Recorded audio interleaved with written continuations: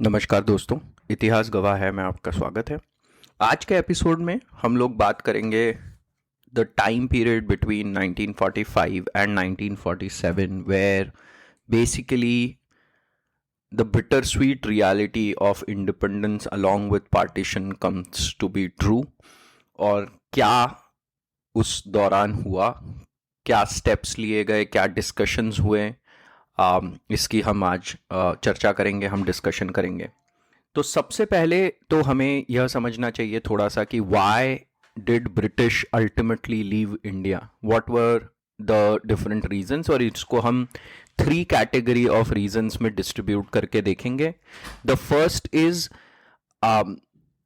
the reasons that were related more to with India and Indian context. दूसरा, British के खुद के अपने कुछ रीजंस थे, and then finally there was international context that compelled British to ultimately leave India. सबसे पहले क्या रीजन थे, भारत पर क्या इम्पैक्ट पड़ा वर्ल्ड वॉर टू का ऐसा, जिसके कारण ऐसी कंडीशंस यहाँ बन गई। तो सबसे पहले हमको, जो मैंने पिछले एपिसोड में भी थोड़ा सा जो कहा था कि वर्ल्ड वॉर टू के एफर्ट को साउथ ईस्ट एशिया में बनाए रखने के लिए British had to develop a huge army of people in India. इसका मतलब क्या हुआ कि अब भारत में ही about there were 25 lakh soldiers which was considerably bigger than Britain's own army, है ना। तो ये एक बहुत बड़ी बात थी, और इस कारण से भी ब्रिटेन पे अब एक दबाव बनने लग गया था। दूसरा, जो हमने समझा कि क्विट इंडिया मूवमेंट के बाद अब freedom was the top priority and the top demand, और कुछ कॉन्वर्सेशन के लिए कोई भी लीडर अब तैयार नहीं थे। और तीसरा, ये जो फ्रीडम की जो अवेयरनेस है वो अब सिविल सर्विसेज, आर्मी और पुलिस तीनों जगहों पर फैल गई थी। जैसा हमने कहा, ये 25 लाख सैनिकों की आर्मी तो खड़ी हो ही गई थी, but at the same time that army British felt now was motivated and the ideas of freedom had started impacting them and had started making their place in army, civil service and police. और इसके कारण भी British बहुत घबरा गए थे। इसमें हम दो चीजें जरूर डिस्कस करेंगे आज। वो ये है कि सुभाष चंद्र बोस, जो त्रिपुरी संकट हमने डिस्कस किया था, उसके बाद वो थोड़े से कांग्रेस से अलग हो गए और उन्होंने एक फॉरवर्ड ब्लॉक का निर्माण किया। और बेसिकली कांग्रेस के विदिन ही वो फॉरवर्ड ब्लॉक का पहले निर्माण किया और इसी को ही लीड कर रहे थे। बट आगे जाकर जब वर्ल्ड वॉर शुरू हुआ तो पहले इनको नजरबंद कर दिया गया, और वहां से वो किसी तरीके से निकल के पहले भागे, और वहां ड्यूरिंग द वर्ल्ड वॉर वो हिटलर के विदेश मंत्री, जर्मनी पहुंचे और हिटलर के विदेश मंत्री से मिले to garner support against the British. और फिर उन्हें ऐसा फील हुआ कि जर्मनीज आइडिया वाज दैट, मतलब Germany was trying to instigate Subhash Chandra Bose to work against Russia, and he had like a little bit of socialist, not little bit, he was socialist leaning leader। और इस कारण से उन्होंने Germany को कहा कि वो उन्हें जापान जाने में हेल्प करे, and then he went to Japan. अब जापान में सिचुएशन ये थी कि जैसे हमने समझा कि जापान ने ब्रिटेन को साउथ ईस्ट एशिया में जब हराया तो बहुत सारे जो सोल्जर्स थे who were the prisoners of war were Indians. तो वहां पे जापान में major Fujiwara, he suggested Mohan Singh and Niranjan Singh who were the captured prisoners of war, उन्हें सजेस्ट करा कि why don't you form a army to fight against Britain. But somehow ये plan work out नहीं किया, and then Subhash Chandra Bose later took help from Raj Bihari Bose to form Indian National Army on 21st October 1943। इस army का एक सबसे बड़ा और बढ़िया एग्जाम्पल जो इस आर्मी ने सेट करा was giving was putting even women in the combatant role. अभी एक जो बहुत डिस्कशंस हो रहे थे कि women को आर्मी में भर्ती किया जाना चाहिए कि नहीं, तो सुभाष चंद्र बोस ने इंडियन नेशनल आर्मी के थ्रू ये एग्जाम्पल पहले ही सेट कर दिया था. और देखिए, इंडियन नेशनल आर्मी अगर आप देखेंगे एज एन आउटकम ऐसे कोई खास निकल के आया नहीं, but it spread a lot of fear in British. Why? Because now they knew that even army was charged up with the sentiment of freedom, with the sentiment against the British. Singapore से उन्होंने radio पर गांधी जी से appeal करी कि इस army को संचालन करने दिया जाए, इसको सपोर्ट दिया जाए to move British out of India. और इसी एड्रेस में उन्होंने गांधी जी को पहली बार फादर ऑफ नेशन के नाम से संबोधित किया, और यहीं से उन्होंने ही उन्हें सबसे पहले बार एड्रेस किया था फादर ऑफ नेशन के नाम से, के टाइटल से. एंड देन अब प्रॉब्लम यह हुआ कि as Japan surrendered after 6th and 9th August nuclear bombing of Hiroshima and Nagasaki, ultimately INA also lost the support that they had from Japan. And on 16th August Subhash Chandra Bose left on a plane. पता नहीं है वो किस तरफ जा रहे थे, उसका कोई अभी अंदाजा नहीं है. बहुत सारा कमिटीज, बहुत इन्वेस्टिगेशन हुआ है, but then no one heard back from Subhash Chandra Bose again after 16 August 1945. But इसका एक जो सबसे बड़ा इंपैक्ट था वो ये हुआ कि जब बाद में इंडियन नेशनल आर्मी का ट्रायल हो रहा था, 20,000 सोल्जर्स को ट्रायल पे रखा गया था, तब जो 3 जनरल्स थे, प्रेम सिंह ढिल्लन जो सिख थे, गुरुबख्श सहगल जो हिंदू थे, और शाहनवाज खान, ये तीनों आईएनए के जनरल्स थे. इनके लिए पूरे देश में समर्थन उमड़ पड़ा. पूरा देश कश्मीर से लेकर कन्याकुमारी तक इनके समर्थन में आ गया और इनको छोड़ने की मांग करी गई, सारे सैनिकों को छोड़ने की मांग की गई. और देखिए, ये पहली बार आप देखेंगे, this was an indication that now India was, thinking of itself as one nation. Despite regions, religions, language, caste, ये इनका जो डिमांड था इनको छोड़ने का, वो इतना स्ट्रांग था कि ब्रिटिश घबरा गए and finally British release them. Then in February of 1946 एक और जो घटना हुई थी वो ये हुई थी कि जो बॉम्बे पोर्ट है आपका, वहां पर नेवल म्यूटिनी हो गई थी, which was led by MS Khan, who first talked about the racial discrimination in salary, in the way Indian officers and Indian soldiers, Indian naval soldiers were treated in the navy. And he also demanded कि आजाद हिंद फौज के जवानों को रिहा किया जाए. और यहां पर भी हमको देखने को मिलता है कि this naval mutiny was supported by labours, और मजदूर जो थे बॉम्बे में, उन्होंने इसको सपोर्ट करा. बहुत सारे दुकानदारों ने उनको राशन पहुंचाते रहे चुपके चुपके. तो फिर हमको यही देखने को मिलता है how there was a massive support towards this cause. Finally फिर वल्लभ भाई पटेल और जिन्ना ने इन्हें अपील की, and then this mutiny was stopped. But इन दोनों ही चीजों से ब्रिटिश बहुत ज्यादा घबरा गए. फाइनली एक नीचे से पड़ने वाला दबाव भी शुरू हो गया था, which was through the trade union and labour movement, which increased in intensity and demanded freedom. इसमें हमको 1946 का तेभागा आंदोलन जो बंगाल में हुआ, और जो तेलंगाना फार्मर मूवमेंट हुआ, उसका भी एक एग्जाम्पल देखने को मिलता है. तो ये सारी जो चीजें थी, ये हमने इंडियन कॉन्टेक्स्ट में बताया कि ऐसा क्या हुआ जो ब्रिटिश ने भारत को छोड़ने का निर्णय लिया. अब ब्रिटिश साइड से क्या था, देखिए, सबसे पहले तो हमें यह समझना चाहिए कि सेकेंड वर्ल्ड वॉर का एक जो सबसे बड़ा रिपरकशन था वो ये था कि now America became was the superpower, and America was dictating the terms, and America had clear intention, had clearly mentioned British to free up all the colonies, है ना. तो इनका साम्राज्य जो ब्रिटिश एम्पायर था वो अब वीक हो चुका था. फिर हमने जो बहुत ब्रीफ में डिस्कस किया था जो था होम चार्जेस, कि होम चार्जेस के कारण बहुत सारा पैसा भारत से ब्रिटेन को जाता था, बट जो वर्ल्ड वॉर टू में इतना ज्यादा खर्चा हुआ कि Britain only had to give some funds to India when they left India. तो ब्रिटेन खुद ही कर्जदार बन गया था, and India as a colony was no more beneficial for them, and that's why that was also a big reason that compelled the British to leave India.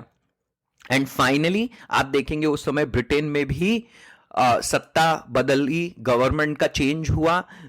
Conservative जो थे Winston Churchill, उनकी party हारी, और जो थोड़े से soft liner प्रधानमंत्री बने क्लेमेंट एटली, लेबर पार्टी जब पावर में आई तो उनका थोड़ा सा, he was not a hard liner like Churchill, right? And that also kind of created situation which compelled the British. And finally we have international context. देखिए, जैसे ही वर्ल्ड वॉर टू खत्म हुआ वैसे ही वो कहते हैं कि हॉट पीस और कोल्ड वॉर की शुरुआत हो गई बिटवीन यूएसएसआर एंड यूएसए। अब देखिए, यूएसएसआर क्यों दबाव डाल रहा है ब्रिटेन को कॉलोनीज को फ्री करने के लिए? क्योंकि वो चाहता है कि वहां पे जाके कम्युनिज्म को सेटअप किया जाए और ज्यादा से ज्यादा कंट्रीज को कम्युनिस्ट सोशलिस्ट आइडिया में इन्फ्लुएंस किया जाए।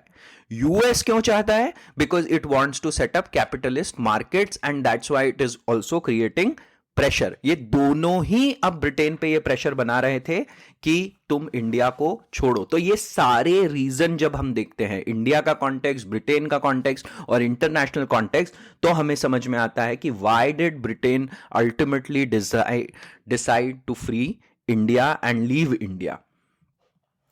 अब देखिए, ब्रिटेन तो बहुत रेडी था लीव करने के लिए, बट उनकी तरफ से वो ये चाहते थे कि वो ऐसे दिखाएं कि उन्होंने भारत को एक अच्छी पोजीशन में छोड़ा है ना। और यहां थोड़ा सा गड़बड़ ऐसे होगी वेयर मुस्लिम लीग, हम देखेंगे पॉइंट पॉइंट पर थोड़े से बीच में बैरियर्स लाते रहेगी। क्या बैरियर्स? कि 1945 में सबसे पहले एक वावेल प्लान इंट्रोड्यूस किया था, जो उस समय वाइसरॉय थे उनके नाम पर, लॉर्ड वेवेल।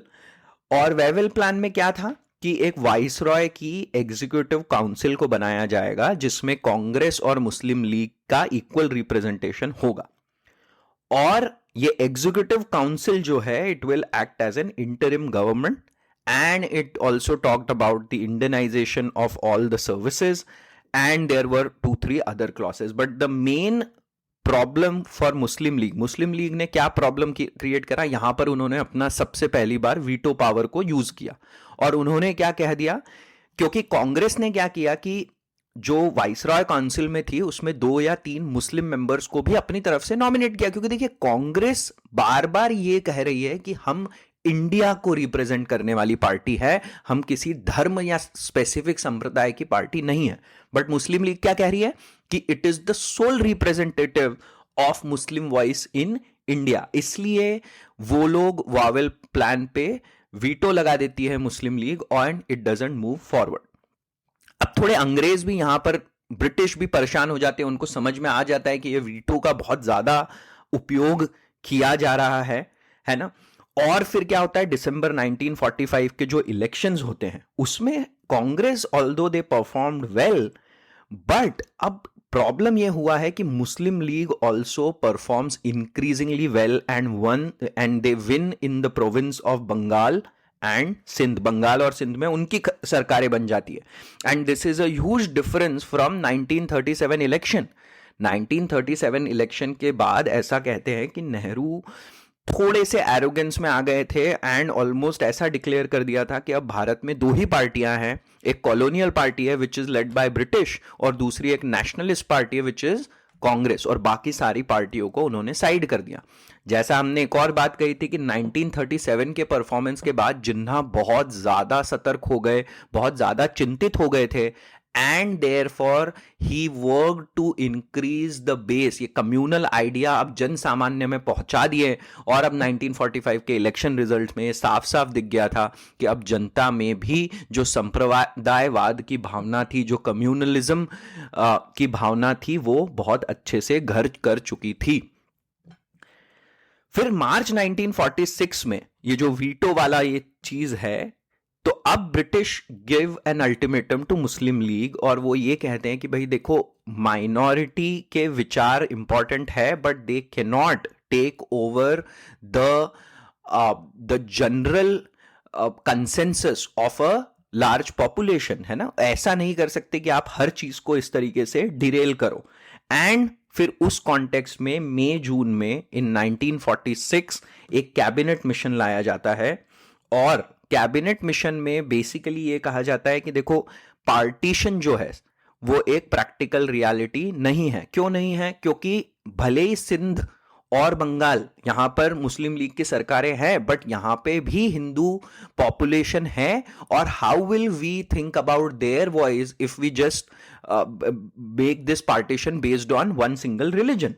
तो वो जो कैबिनेट मिशन है that suggest a tri level of government, 3 level का एक स्ट्रक्चर सजेस्ट किया जाता है, जिसमें पहला होगा यूनियन, राइट, दूसरा होगा प्रोविंशियल, एंड तीसरा will be group of provinces. अब यूनियन के पास क्या क्या अधिकार है? यूनियन के पास, आपके पास डिफेंस है, यूनियन के पास फाइनेंस रहेगा, और यूनियन के पास टेलीकम्युनिकेशन का मतलब संचार जिसे कहते हैं वो रहेगा। तो जैसे ही ये 3 ग्रुप बने, अब ये 3 ग्रुप ऑफ प्रोविंसेस क्या क्या थे? एक था जिसमें 6 हिंदू मेजॉरिटी प्रोविंसेस थे, ए ग्रुप। बी ग्रुप में सिंध, बलूचिस्तान और पंजाब, और सी ग्रुप में बंगाल और आसाम, है ना। तो ये जब प्रपोज किया गया, ठीक है, और फिर क्या कहा गया कि defence, external affairs, not sorry finance नहीं, डिफेंस, एक्सटर्नल अफेयर्स और टेलीकम्युनिकेशन यूनियन के पास रहेगा, और एक एंटरिम गवर्नमेंट इस हिसाब से बनाई जाएगी। तो इनिशियली तो लीग ने इसको एक्सेप्ट कर लिया, 6 जून को लीग ने इसको एक्सेप्ट कर लिया। बाद में नेहरू ने एक इंटरव्यू दिया जिसमें उनसे पूछा गया, और उसमें उन्होंने ये इंडिकेशन दिया कि देखिए, ये प्रोविंसेस वाले जो ग्रुप हैं, so one province can leave one group and come to the other, है ना, ऐसा उन्होंने कहा। और फिर कहा कि ये जो कॉन्स्टिट्यूशन कमिटी, ये जो कैबिनेट मिशन था, इसमें एक कॉन्स्टिट्यूशन कमिटी बनाई जाएगी, ये भी प्रस्ताव रखा गया था कि इसमें एक कॉन्स्टिट्यूशन कमिटी बनाई जाएगी और एक इंटरिम गवर्नमेंट बनाई जाएगी इन सितंबर ऑफ 1946। तो कॉन्स्टिट्यूशन कमिटी पे नेहरू ने यह कहा कि अल्टीमेटली कैबिनेट मिशन के सजेशन को कॉन्स्टिट्यूशन कमिटी भी ओवररूल कर सकती है। अब देखिए, जिन्ना वैसे ही बहुत इनसिक्योर हो चुके थे बाय दिस टाइम, और ये सुन के जिन्ना और घबरा गए कि कभी बी और सी ग्रुप में से कोई प्रोविंस छोड़ के ए ग्रुप में चला गया, या प्रोविंसेस ने अपने ग्रुप चेंज कर लिए, तो मामला गड़बड़ा जाएगा। तो इसलिए on 16 August 1946 Jinnah and Muslim league declares direct action day, और फिर यहां से बंबई, कलकत्ता, मुंगेर और नोआखली में भयंकर दंगे शुरू हो जाते हैं। बंगाल में जैसे मैंने कहा, मुस्लिम लीग की ही सरकार थी, और मुस्लिम लीग ने एक तरीके से ये सोचा था कि यहाँ पे हम बहुत सारे जो हिंदू हैं, जो बिहारी वर्कर्स हैं, उनको यहाँ से हम मार के या डरा के भगा देंगे, तो ultimately it will anyways be a Muslim majority area. But ऐसा नहीं हुआ, और मतलब ऐसा हो नहीं पाया। ये दंगे जरूर भड़के, पर ऐसा हो नहीं पाया। और इसी पूरे कॉन्टेक्स्ट में फिर सितंबर 1946 में एक इंटरिम गवर्नमेंट बनी, जिसमें 6 मेंबर्स कांग्रेस के थे, 5 मुस्लिम लीग के होने थे, पर शुरू में Muslim League did not participate in the interim league. 1 Anglo Indian, 1 Sikh and 1 European. ये 14 मेंबर काउंसिल में जो 5 मुस्लिम लीग के मेंबर थे, जब उन्होंने पार्टिसिपेट नहीं किया, तो कांग्रेस ने ही अपने 5 मेंबर और करवा दिए। और फिर जब ऐसा हुआ, तो बाद में फिर जो वाइसरॉय थे, उन्होंने मुस्लिम लीग को बोला कि अरे आप गवर्नमेंट में तो पार्टिसिपेट कीजिए। तो कांग्रेस ने जो 5 मेंबर थे मुस्लिम लीग की जगह, उसके जब अपने मेंबर नॉमिनेट किए थे, उसमें से 3 मुस्लिम थे और 2 हिंदू मेंबर्स को नॉमिनेट किया गया था। और फिर उन्होंने, वाइसरॉय ने जिन्ना को सजेशन दिया कि आप भी ऐसा करिए ना, कि आप भी एक हिंदू या 2 हिंदू मेंबर्स को अपने 5 में से नॉमिनेट कर दीजिए। तो उन्होंने फाइनली लियाकत अली खान और 4 other people became the part of this interim government. अब देखिए, ये इंटरिम गवर्नमेंट का प्रॉब्लम ये था कि जो लियाकत अली खान थे वो बन गए फाइनेंस मिनिस्टर, और जब वो फाइनेंस मिनिस्टर बन गए तो ही वुडंट पास एनी फाइनेंस बिल, है ना। और जो वल्लभ भाई पटेल थे वो गृह मंत्री थे, और उनको बिल्कुल अपना काम करने में बहुत दिक्कतें आ रही थी, और यहीं से ही वल्लभ भाई पटेल को ऐसा कहते हैं लगने लगा था कि partition is going to be the reality, और यहीं से ही उन्होंने पार्टीशन के आइडिया को काइंड ऑफ एक्सेप्ट करना शुरू कर दिया था। उन्हें लगने लग गया था कि भले ही नेहरू अग्री नहीं करेंगे, नेहरू चाहेंगे कि पार्टीशन ना हो, बट अगर पार्टीशन ना हुआ तो रिजल्ट्स और भी बुरे हो सकते हैं, है ना।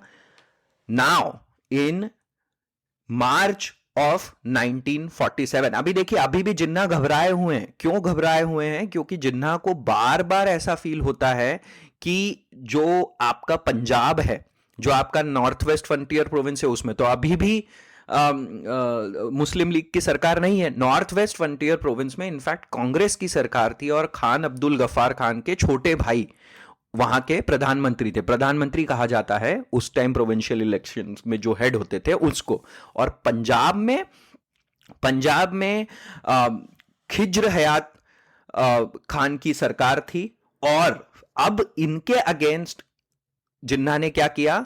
ही started a civil Muslim League started a civil disobedience movement and brought down both the governments. Khizr हयात खान की गवर्नमेंट को भी he brought down, and north west frontier province में जो खान अब्दुल गफ्फार खान, जिनको जो खान साहिब जिन्हें कहा जाता था, उनकी गवर्नमेंट को भी इन्होंने गिरा दिया। उसके बाद एक बहुत बड़ा प्रोसेशन हुआ, and led by master Tara Singh, which was basically like a Sikh procession, and they led this procession and you know started like went to Punjab assembly, वहां पे बहुत नारे वारे लगाए, और उसके बाद यहां पर मुस्लिम सिख रायट्स शुरू हो गए। इसी कॉन्टेक्स्ट में ये सब चल रहा है, इसी कॉन्टेक्स्ट में Lord Mountbatten arrived in India. कहते हैं ऐसा है कि वो कैबिनेट मिशन को इंप्लीमेंट करने के लिए गए थे, पर एक्चुअल रीजन कह सकते हैं वो ये था कि ultimately he was given a charge to get Britain out of India in the like जैसे बोलते हैं ना कि in the most balanced possible way. और क्लेमेंट एटली ने एक इंडिकेशन दे दिया था कि अब हम लोग जून 1948 तक भारत को पूरी स्वतंत्रता दे देंगे, बट शायद 2 सेंटर्स ऑफ गवर्नमेंट या पावर हो सकते हैं ऐसा करने पर। तो पहले ही एक इंडिकेशन आ चुका था। तो माउंटबेटन आए, और माउंटबेटन ने एक सबसे पहला प्लान प्रपोज किया, जिसको डिक्की बर्ड प्लान कहा जाता है, या बाल्कन प्लान भी कहा जाता है। और बाल्कन प्लान में उन्होंने क्या कहा कि हम सारी ब्रिटिश इंडिया और देशी रियासतों को फ्री कर देंगे, और फिर ये रियासतें चूज कर सकती है if they want to stay with India, go to Pakistan, और have their own independent rule. और ये तो बहुत ही डेंजरस था, क्योंकि और इसको बाल्कन प्लान भी इसीलिए कहा गया है क्योंकि जो बाल्कन्स वाला जो एरिया है, वहां आप देखेंगे कि जब ऑटोमन साम्राज्य का पतन हुआ था तो ये सारे कॉलोनियल पावर्स ने छोटे छोटे छोटे छोटे वहां पर देश बनाना शुरू कर दिए थे। क्यों? क्योंकि ये ऑल स्मॉल, और वहां पे देखिए आप लगातार कॉन्फ्लिक्ट होते आ रहा है। तो ये तो बहुत ही डेंजरस प्लान था। इस प्लान को नेहरू ने एकदम रिजेक्ट कर दिया, और फिर वल्लभ भाई पटेल ने जो होम सेक्रेटरी थे वीपी मेनन को, उनको कहा कि आप एक प्लान बनाइए, और इसमें जो प्रपोजल लाया गया वो ये था कि Bharat and Pakistan will be 2 separate dominion states, और देशी रियासतों से यह अपेक्षा की गई कि वो आइदर भारत और या पाकिस्तान के साथ अपना विलय कर सकते हैं। और इस प्लान को फिर फाइनली लॉर्ड माउंटबेटन प्लान के नाम से जाना गया।